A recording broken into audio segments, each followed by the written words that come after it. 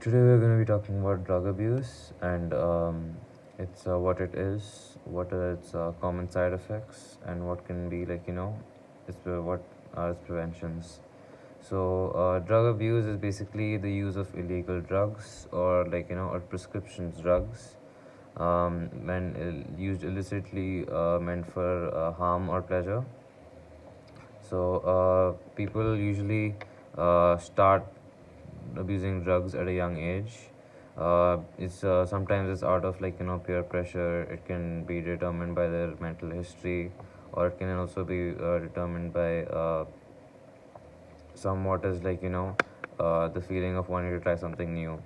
But at times it leads to one-time doings, but at other times it also leads to the person constantly consuming the drug, which leads them to abuse the drug. So approximately many people start during high school, and the majority of the drug abuse is from alcohol, followed by marijuana. And such use of substances do harm our body in the long term. They can affect a number of organs, which can cause further complications later in life. And so some of the symptoms of drug abuse are uh, sometimes it leads to financial problems, legal problems, people having to deal with law enforcement, and many issues, and it also hampers with their cognitive and physical or motor ability to work when they're intoxicated. Some common treatments for drug abuse do include cognitive behavioral therapy, and the other one is family therapy, where the whole family is brought and is brought to an understanding, which helps the individual more. This varies from individual to individual.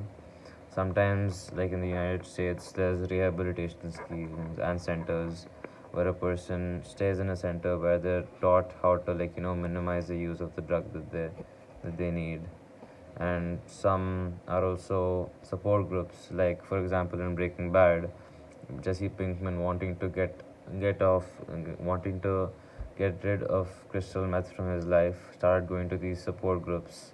It didn't really work out for him, but in the end, these are some of the methods of which people are rehabilitated and helped out of the problem.